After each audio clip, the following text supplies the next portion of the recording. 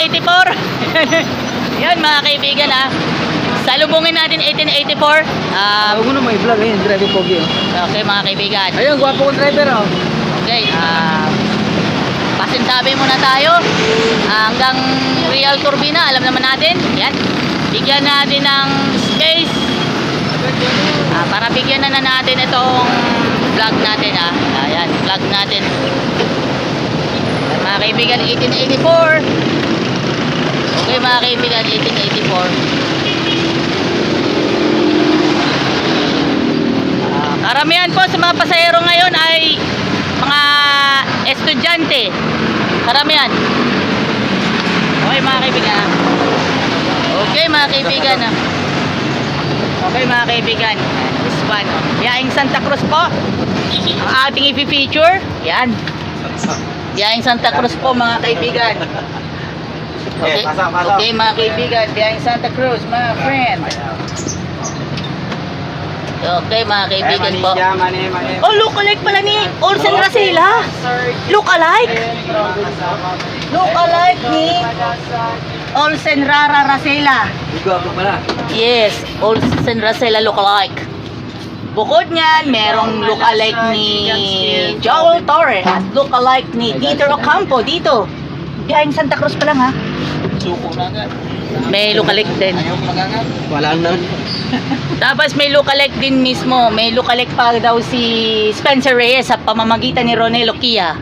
Oh? Spencer Reyes look-alike. Baka sa balang. Yan, 78-73. Papakita natin sa inyo ay ang bus number 1884. Kung maalala ko ito nung pandemic, sa kanan bumalik yung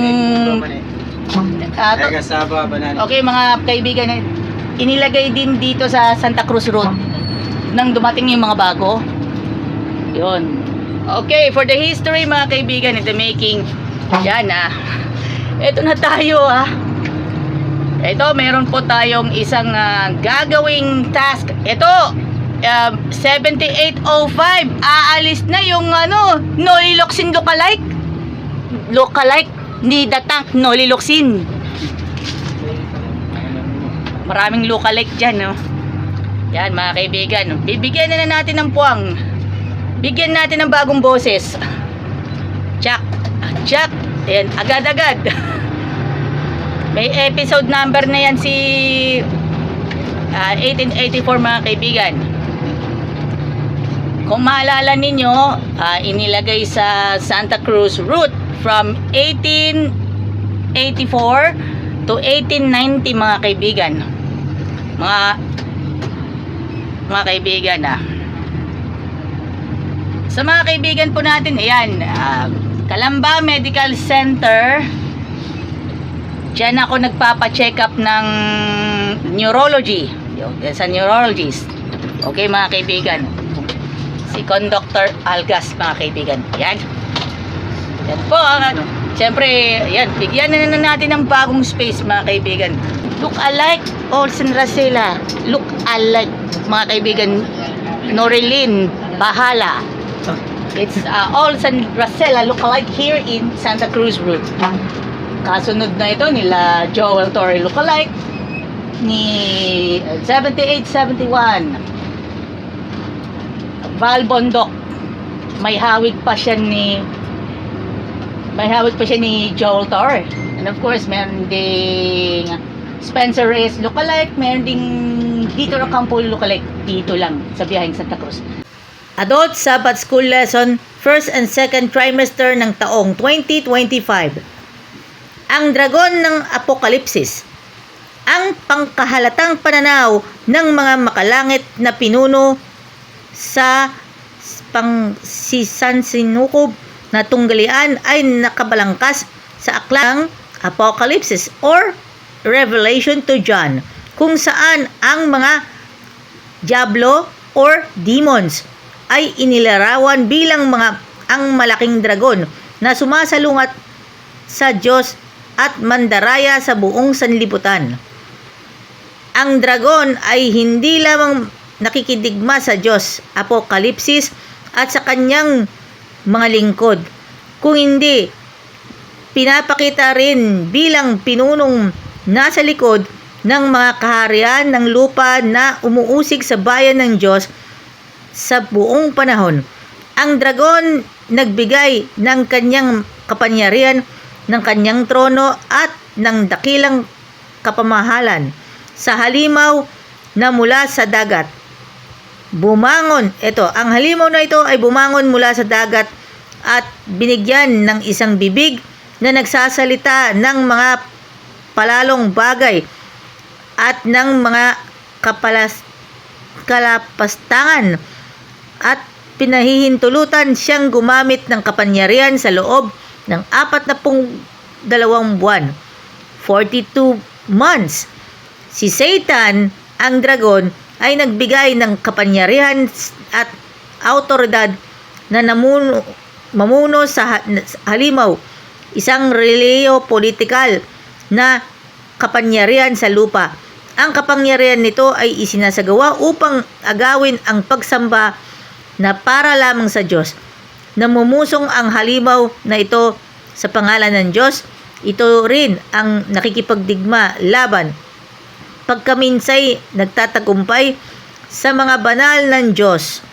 Sa isang yugto ng panahon, ang pansanlibutan autoridad na ito at nasasakupan ay ibinigay sa kanya ng dragon na inagaw ang pamumuno sa sanlibutan na ito. Ngunit, mayroon ding mga malinaw na limitasyon kay Satan at sa kanyang mga kasama, pati na rin ang mga pansamantalang limitasyon. Kaya't maggalak kayo, o mga langit, at kayo'y mga naninirahan dyan. Kahabag-habag ang lupa at dagat, sapagkat at Diablo o si Satan bumaba sa inyo, na may malaking puot, palibasay alam niya na maikli lamang ang kanyang panahon.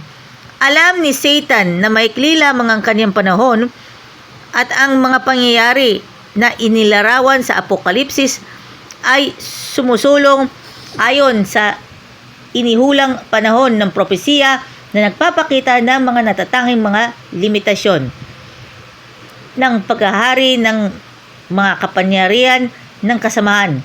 Sa katunayan, ang huling bahagi na nagtatagumpay ang Diyos at papahirin niya ang bawat luha sa kanyang mga mata at hindi na magkakaroon ng kamatayan. Hindi na rin magkakaroon pa ng mga pagdadalamhati o ng pagtatangis man o ng kirot man, sapagkat ang mga unang bagay ay lumipas na.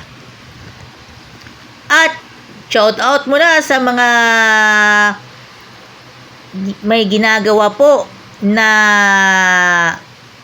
road repairing sa Barangay Real, Calamba City, Laguna. Most especially, shout out sa Calamba Poso at shout out kay Kuya Fidel Buhalance at Kuya Ronelo Kia. At shout out din po sa lahat ng mga kaibigan na natin sa LLI Bus Company, maging kila Anna Macy at kay MJ Ebdani. Most especially kay Kuya Gomer Salen and Rica May Baldovino.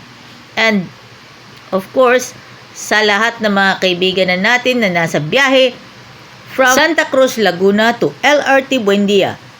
At shoutout nga pala kay Tristan Jan Abaroa, and of course sa mga kaibigan po natin sina Moy Sandino, Ivan Icaro, at kay Pastor Franklin Gutierrez, and sa lahat po ng mga kapatiran po natin sa Seventh-day Adventist in Central Laguna District, at maging si Alfie Absena, and sa lahat po ng ating mga kaibigan po natin sa Hanap Buhay, maging sa lahat po ng bus ng LLI Bus from Binyan, Lucena, at maging sa biyaheng Calamba, at sa lahat po ng mga kapatiran po natin sa trabaho man o sa eskwelahan, mabuhay po tayong lahat.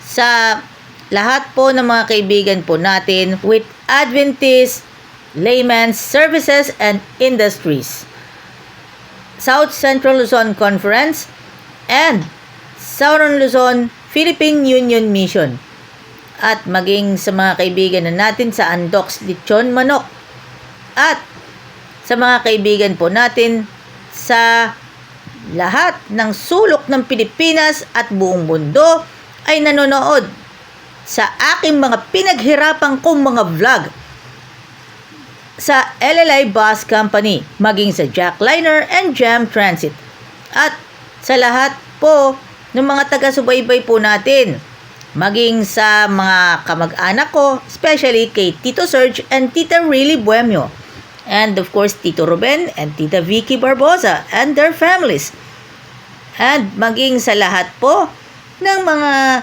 estudyante sa Calamba Adventist Elementary School, at maging sa Jose Platon Memorial, Calamba City, Laguna.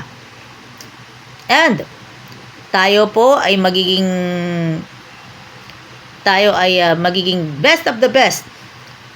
We serving you all the best for the God's glory. Huwag nating kalimutan ang magsimba sa mismong araw ng Sabado na magkaroon po ng ating blessing sa buhay po natin, at syempre po sa ikinagagalak po ng lahat. At tayo po ay magiging being humble and be kind, be gorgeous. And to all of you, maraming salamat sa inyong lahat. Pagpalain po tayo ng poong may kapal. Salamat sa pagtangkilik sa ating mga vlogs. Especially, yan ang pinaghirapan kong vlog sa LLI Bus Company. Especially, Santa Cruz, LRT Buendia route. Thank you very much. Mabuhay po tayong lahat. God bless.